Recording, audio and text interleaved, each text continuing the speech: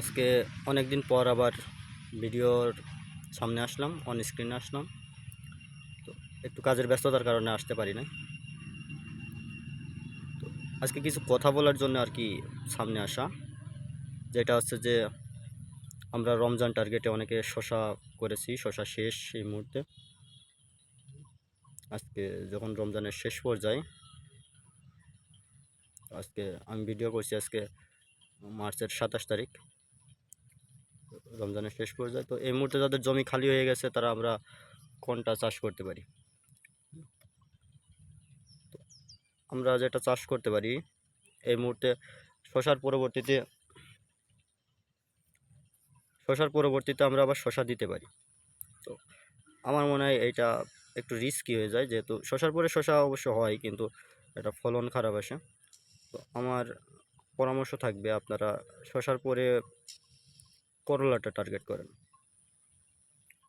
যেহেতু ওয়েদার এখন আস্তে আস্তে গরম বাড়বে, করলার প্রতি সবার একটা চাহিদাও বাড়বে। শশাও চলবে, তো শশার জন্য আপনারা অন্য কোনো জমি নির্বাচন করুন এবং শশার জন্য আলাদা একটা ভিডিও দেবো, সেটা দেখে নেবেন। আমার মনে হয় করলাটা দেওয়া ভালো হবে। আর করলার জন্য জাত নির্বাচনটা খুবই ভালো। দেখুন আমাদের করলার গাছ অলরেডি হয়ে গেছে। আমাদের করলার গাছটা দেখাই।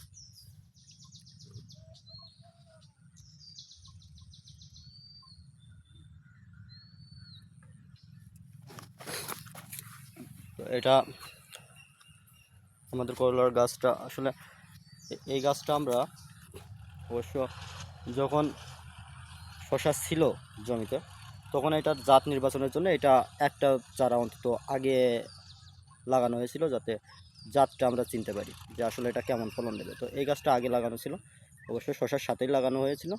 তো এটাই দেখেন প্রত্যেক গিটে গিটে ফল আছে। তো তীব্র তাপমাত্রাও এর কোনো পরিবর্তন হয়নি। তো এটা আপনারা চাষ করতে পারেন, এটা এগ্রোয়ানের বীর। এছাড়াও আপনারা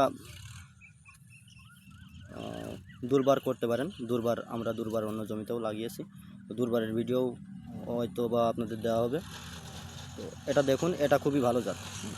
তো আমাদের বর্তমান চারাগুলো হচ্ছে চেহারা এই যে এরকম, হয়তো অন্ধকারে দেখা যাচ্ছে না, একটু লাইটের অভাব আছে। এটা